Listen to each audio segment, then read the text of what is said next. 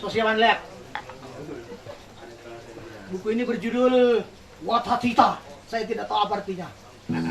Watatita. Zaman apa? Kita hidup di zaman apa?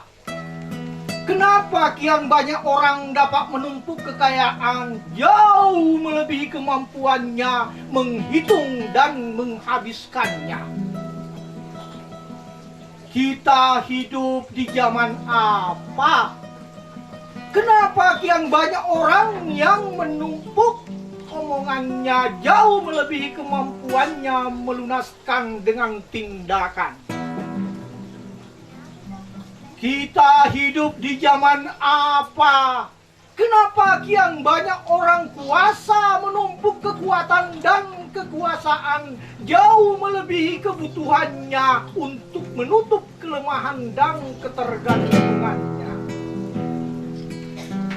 Kita hidup di zaman apa? Kenapa kian banyak orang mampu menumpuk kesalahan jauh melebihi kebenaran yang dilakukannya? Kita hidup di zaman apa? Oke. Puisi kedua, saya akan baca puisi saya sendiri. 12,5. Ini Gurinden 12, karya Raja Ali Haji. Karena ada setengah karya saya. Jadi itu yang membedakan. 1. Ini Gurindam pasal 1. Baru negeriku paling kusayang, negeri asal warisan nenek moyang. Lautnya luas, sawahnya banyak, makanlah enak, tidurlah nyenyak. Pemimpinnya bijak dalam mengatur dari Lanaka hingga Idris Syukur. Sekarang baru sedang diambang pemilu, pemilihan pemimpin jangan yang benalu. 2. Ini Gurindam pasal kedua. Barang siapa yang jadi bupati nanti, hendaklah ia selalu menepati janji. Saat kampanye jangan berlebihan, kalau tak mau nanti akan kewalahan. Apabila orang bersaing, hormatilah lawan. Itu namanya calon bupati yang jantan. 3. Ini Gurindam pasal ketiga. Wahai rakyat Kabupaten Baru, hati-hatilah dalam pemilu. Salah memilih, hianati hati, akibatnya akan menyesal nanti. Meski uang sangat menggoda, janganlah ada yang mau diperdaya. Ini Gurindam pasal keempat. Siapa yang terpilih jadi bupati, hendaklah ingat pendidikan bangsa ini. Pendidikan gratis, jalankan terus agar anak didik dapat terurus. Ini yang pertama harus diingat jika generasi ingin selamat. Yang kedua, ingatlah guru, jangan dibuat jadi peragu.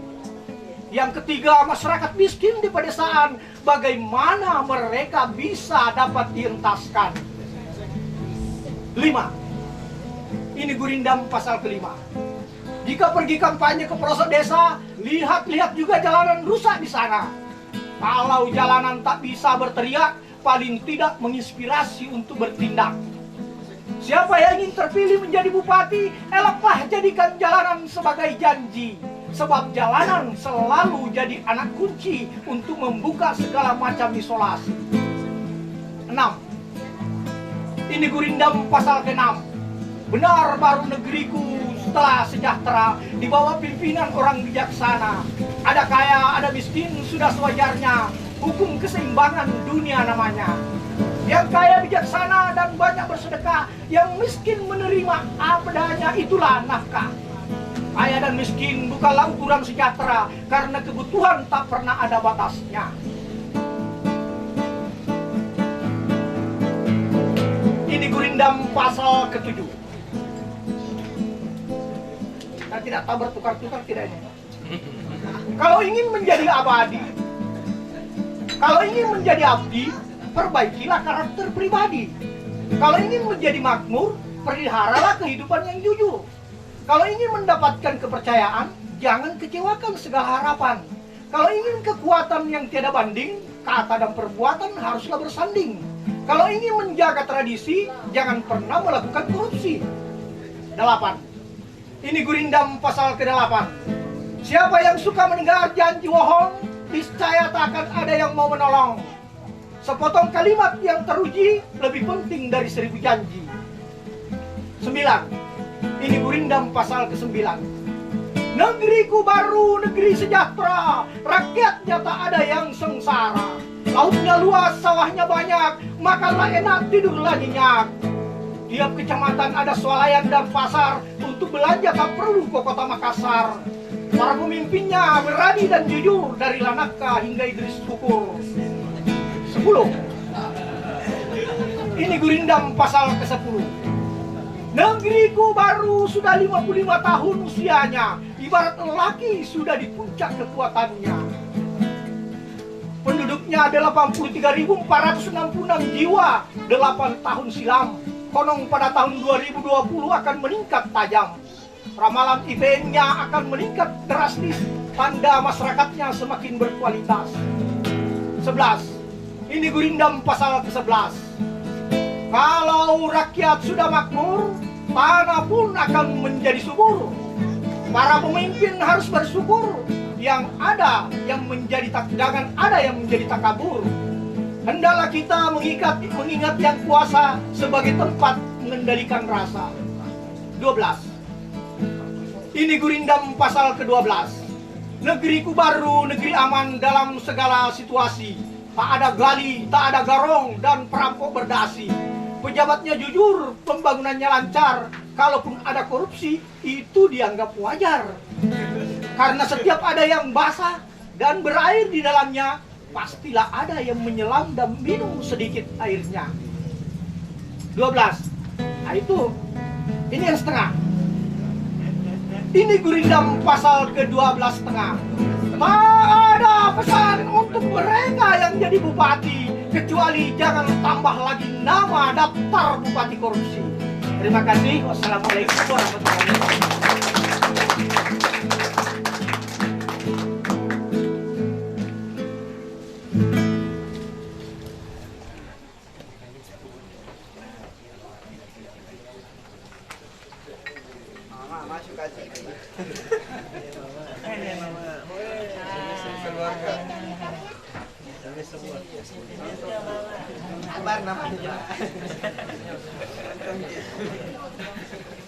TV peduli mama lihat Kima channelnya nomor 8. Jadi sebelum kita masuk ke sesi diskusi, saya mohon ke depan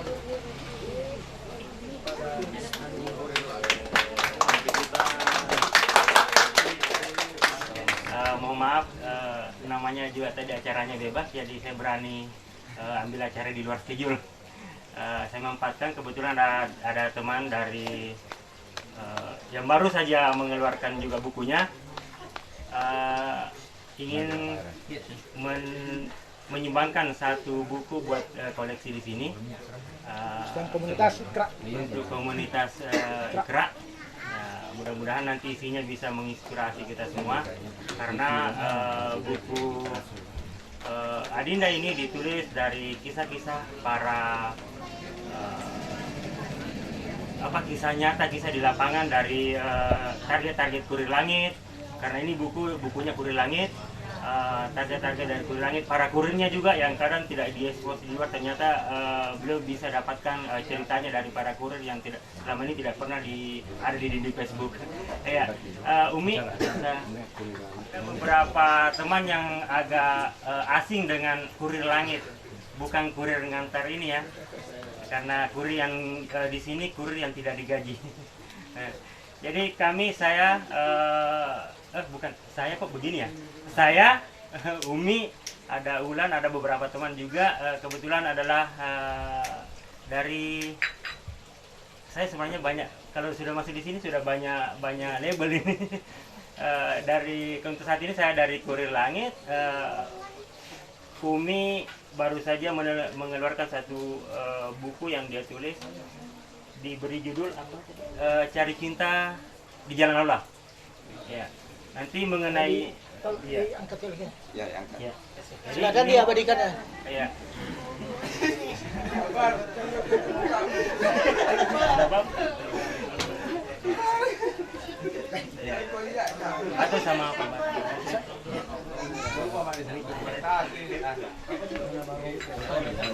Ya, jadi nanti ya apa saja sih isinya buku ini lebih bagus kayaknya kalau Umi sendiri yang ngomong nanti, karena kadang saya keselnya kalau sudah saya ke sana. Ya.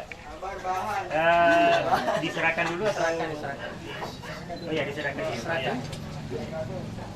Tahan 10 menit. Mau tekak aja.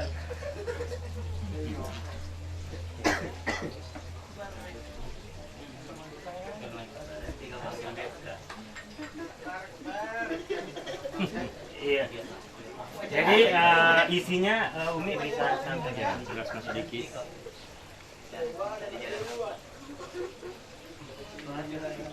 Assalamualaikum warahmatullahi wabarakatuh. Perkenalkan, sebelumnya nama saya Umi Kalsum, biasa dipanggil Umi. Sekarang sementara melanjutkan profesi apoteker di Universitas Hasanuddin Makassar. Dan sibuk-sibuknya seperti biasa bagi mahasiswa, dan selangnya adalah di Kurir Langit. Salam kenal untuk teman-teman semua yang pecinta sastra. Baru kenal semua di sini, tapi sebagian sudah ada, yaitu di baru membaca. Dan salah satu impian saya adalah menjadi penulis. Dan akhirnya, alhamdulillah tahun ini bisa membukukan satu buku, walaupun itu cerita dari Kurir Langit. Awal mulanya kenapa saya menginginkan cerita Kurir Langit, sebenarnya sebelumnya sudah banyak naskah-naskah yang suka saya buat, tapi pasti jadinya setengah-setengah. Ya, tinggal dilaji. Ya, dan sebelumnya juga aktif di tempat puisi, hanya ikut event-event puisi, dan akhirnya mendapatkan beberapa penghargaan, dan akhirnya beberapa puisi juga masuk di buku, dan itu nasional, alhamdulillah. Tapi itu prosesnya panjang, banyak. Antologinya ada ini? Banyak sekali prosesnya, karena ternyata kalau mau menjadi penulis itu kita harus betul-betul berjuang, terus kita tidak boleh menyerah untuk mengirim ke berbagai macam lomba dan mengenalkan diri. Bahkan saya pernah dikatakan ketika saya ingin memasukkan naskah di suatu penerbit, seseorang editor ini mengatakan bahwa tulisan kamu itu tidak laku untuk penerbitnya, dan itu membuat saya down luar biasa. Tapi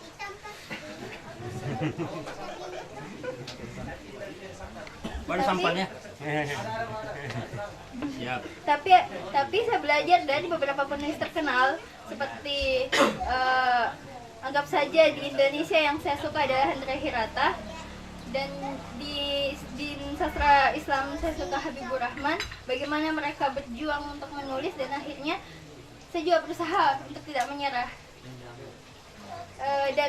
Dan kali ini kenapa saya ambil di Kurir Langit, karena saya juga tidak pernah memimpikan untuk masuk di Kurir Langit itu setahun yang lalu. Tidak pernah memikirkan untuk membuat buku. Namun ada satu cerita kisah target yang membuat kami hampir sekelompok sekomunitas Kurir Langit itu menangis haru. Ceritanya waktu kita dapat target namanya Dek Akra. Dek Akra ini usianya 7 tahun. Dia meninggal, dia jatuh dari rumahnya dan mengalami pendarahan hebat di kepalanya. Dirujuk ke rumah sakit, dan dia masuk jadi pasien umum. Di pasien umum ini Dek Akra sudah berhari-hari di opname, di ICU, dan dia minta pulang. Tapi kasnya Kurir Langit hari itu cuma 1 juta. Itu malam. Ceritanya malam seperti ini. Kas 1 juta. Jadi kami segrup begitu linglung untuk bagaimana supaya Dek Akra ini harus menebus sebanyak 18 juta sebelum jam 12 siang. Sedangkan ini malam. Kasnya di Kurir Langit cuma 1 juta. Nah, dari situ setiap orang diharapkan untuk memposting banyak-banyak, menginbox beberapa orang untuk bisa mengirim agar orang-orang mulai bersedekah kepada kami. Karena jika dia tidak pulang, maka jika dia tidak keluar, maka kita akan menambah tambahan biaya lagi jika lewat dari jam 12 siang.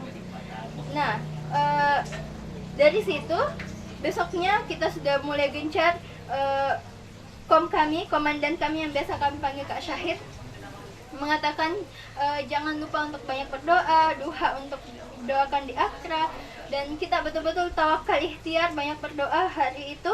Dan Masya Allah, jam 10 kami buka rekening Kurir Langit yang ada 22 juta.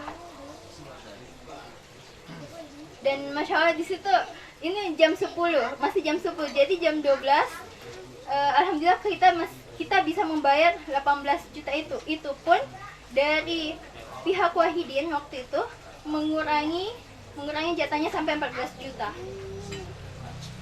Dan di situ kami banyak yang terharu, yang luar biasa, dan saya memang betul-betul terharu sekali karena pasien ini saya dapat langsung di rumah sakit hari itu juga di UGD. Jadi ini menjadi awal mulanya saya mau cerita, dan saya langsung chat Kak Syahid itu hari waktu bulan Agustus. Saya ingat Kak Syahid masih di Laju loh, dibilang, Kak, saya punya bakat.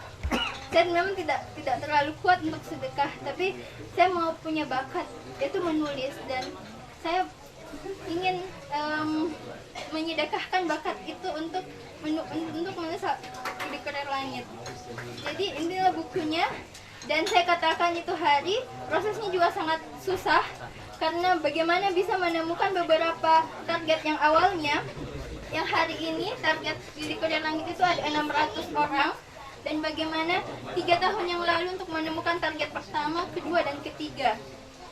Lalu bagaimana prosesnya dari Kak Syahid sendiri memulai Kurir Langit ini, dan teman-teman yang akhirnya bergabung menjadi Kurir Langit ini. Dan itu agak sulit. Dari bulan 8 itu saya cari informasi. Bulan 12 kami mulai pinjam buku sana sini. Bulan 1 saya juga memulainya. Tapi paling full itu saya menulis dari bulan 2, 3, dan 4. Bulan 4 alhamdulillah sudah selesai, fix saya menulis, dan itu pun kita digenjot karena target kita adalah bagaimana bisa launching pada saat tahun ketiga Kurir Langit. Ya, dari proses ini, jadi untuk memulai menulis itu juga saya banyak mengambil pelajaran dari beberapa penulis. Misalnya saya membaca buku dari ini, dari itu, dari ini. Dan ketika saya menulis, saya masih menjadi mahasiswa yang banyak sekali tugas. Ketika semua teman-teman saya sudah pulang di jam 12 atau jam 2, saya pergi ke Perpustakaan Nasional untuk sampai sore untuk mendapatkan suasana yang tenang. Karena menulis itu sangat susah untuk dapat moodnya. Itu yang saya rasakan. Dan ada satu kata yang saya suka di buku ini, kutipan pertamanya, yang saya ambil dari filosofi film Uang Panai. Tadi diputar di CTV loh. Apalagi itu namanya dia. Kopi boleh pahit asal hidupmu jangan. Nah, ada yang kena nggak? Jadi itu filosofi dari Uang Panai. Tapi saya ambil tengah hari saya berpikir bagaimana bisa saya edit kata-kata itu, dan akhirnya saya dapat. Akhirnya saya dapat kata-katanya, yaitu karun boleh pelit asal hidup kita jangan. Karun. Nah, seperti itu yang proses cari kata-katanya itu.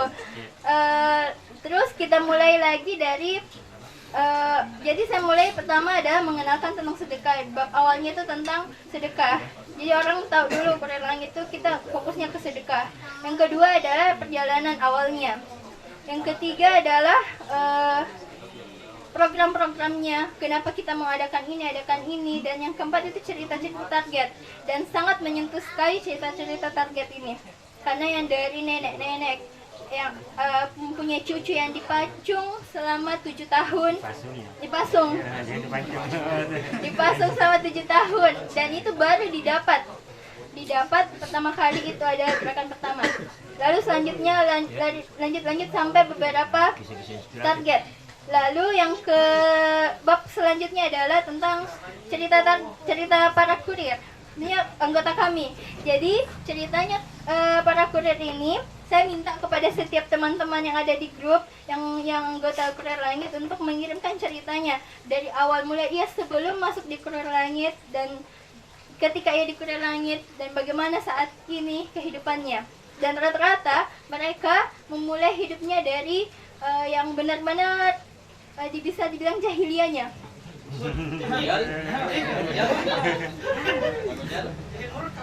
Jahilianya dan akhirnya mendapat hidayah, tapi dan alhamdulillah sekarang sudah mulai berhijrah lebih baik.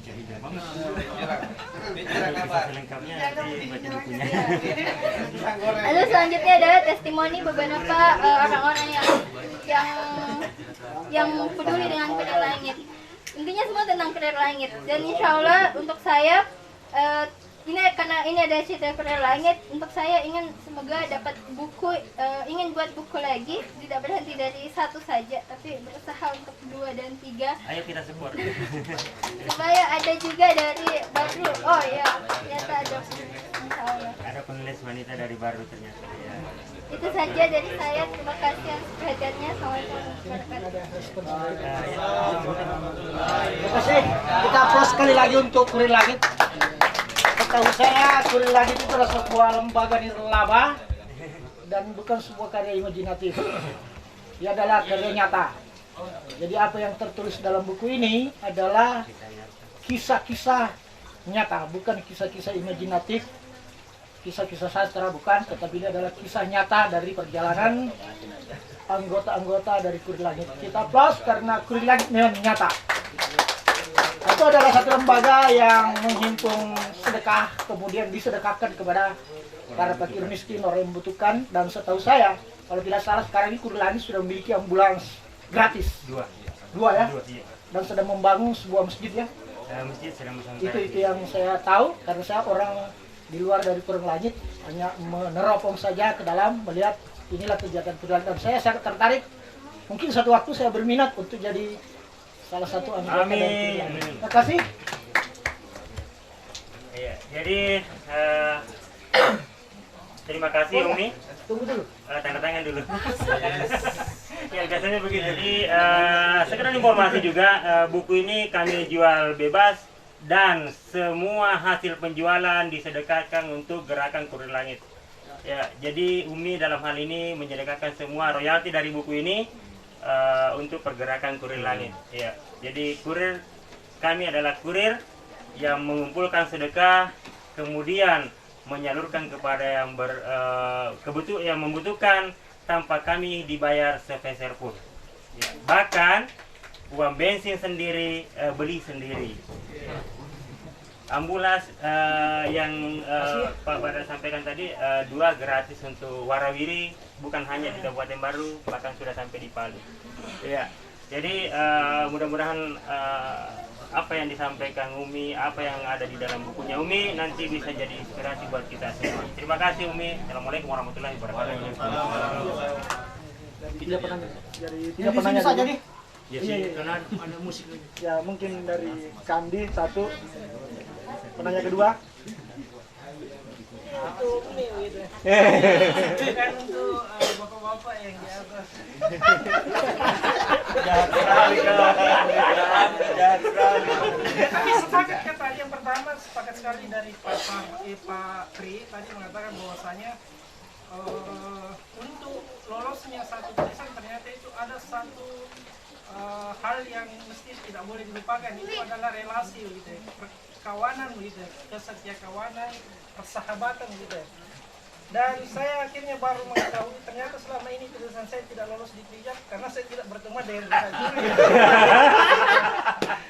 Dan saya baru tahu ternyata Ilo kenapa sering tulisannya lolos di Trijak. Itu ternyata dia kemarin ngopi sama wakil saya. Bongkar. Akhirnya saya tahu ternyata rahasia ini ternyata juga merambah di wilayah lokal begitu ya. Oke, masalah tadi saya mau tanyakan tentang ini mungkin bagaimana caranya supaya buku tak bisa laku